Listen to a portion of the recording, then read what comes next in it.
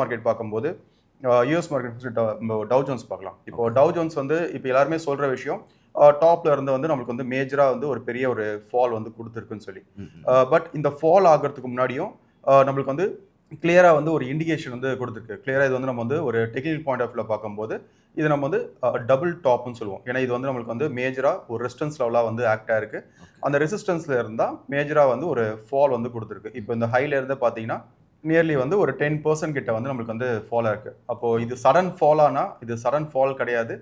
ஏன்னா இது வந்து நம்மளுக்கு வந்து கிளியரா இப்போ டெக்னிக்கல்ஸ் பேஸ்மெண்ட் நீங்க வந்து அனலைஸ் பண்றவங்களுக்கு வந்து தெரியும். டபுள் டாப்னா மார்க்கெட் வந்து கீழ தான் வரணும்னு சொல்லி.